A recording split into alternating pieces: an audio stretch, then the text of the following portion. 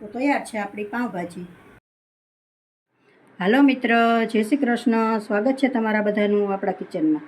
આજે આપણે બનાવશું પાઉંભાજી। તો એના માટે મેં આટલી વસ્તુ લીધેલી છે।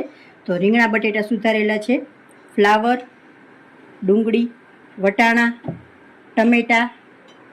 ટમેટાની પ્યુરી, લીંબુનો રસ અને આદુ મરચાં, લસણ।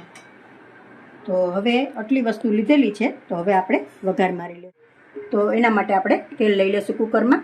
હું કાચું જ વઘારું છું બધું શાક, અને પછી એકદમ ક્રશ કરીને પાછો વઘાર મારું છું, બાફીને નથી કરતી। તો હવે આપણે 5 થી 6 ચમચા જેટલું તેલ લઈ લઈશું। તેલ આપણું સારી રીતે ગરમ થઈ ગયું છે। તો હિંગ એડ કરી દઈશું, લસણ,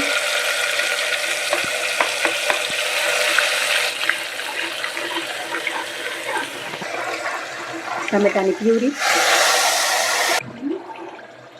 હવે આપણે કાંદા એડ કરી દઈશું।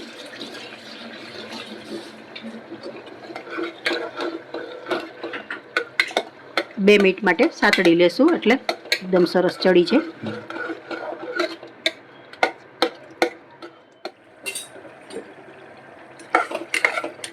ડુંગળી સારી રીતે ચડી ગઈ છે। હવે આપણે આદુ અને મરચાંની પેસ્ટ છે એ પણ એડ કરી દઈશું। હવે મસાલા કરી લઈશું આપણે।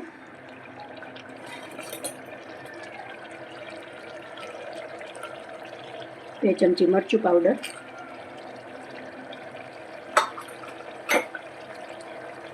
1 ચમચી હળદર પાવડર,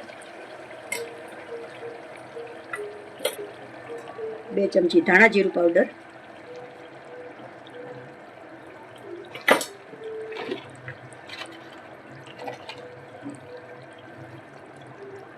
1/2 ચમચી નિમક,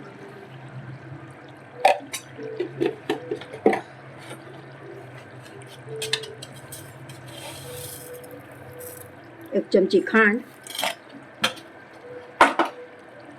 મિક્સ કરી લેશું સારી રીતે।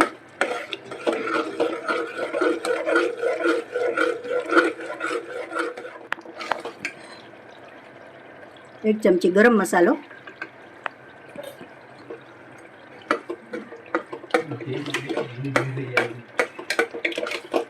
હવે આપણે બધું શાક આમાં ધોયેલું છે શાક બધું એડ કરી દઈશું।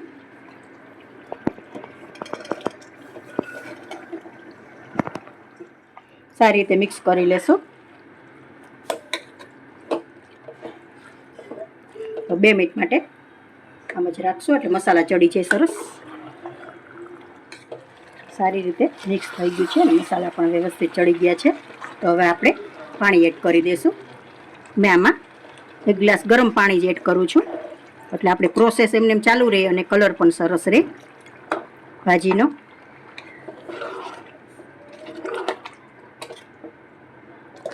હવે 5 વિસલ મારી લેશું આપણે। હવે આપણે ચેક કરી લેશું। તૈયાર છે આપણી ભાજી। હવે આપણે આમાં એડ કરી દઈશું। સારી રીતે આપણે ભાજીને મેશ કરી લેશું। ભાજી મેશ થઈ ગઈ છે આપણી। હવે લીંબુનો રસ હું એડ કરી દઈશ। 1 લીંબુનો રસ લીધેલો છે। સારી રીતે મિક્સ કરી લઈશું।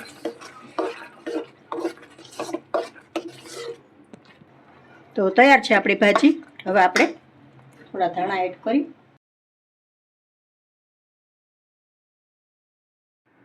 હવે આપણે પાઉં શેકી લેશું। મેં પાઉંભાજીના સ્પેશિયલ પાઉં આવે એ જ લીધેલા છે। આપણે પાઉં શેકી લેશું થોડી ભાજી એડ કરીને।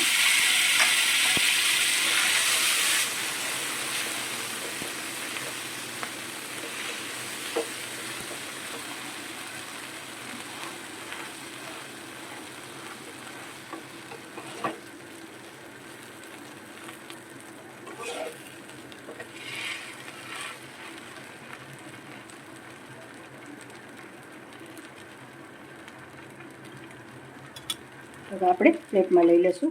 તો તૈયાર છે આપણી પાઉંભાજી। જો મિત્રો તમને મારો આ વિડીયો પસંદ આવ્યો હોય તો લાઈક કરશો, કોમેન્ટ કરશો, તમારા મિત્રોમાં શેર કરશો।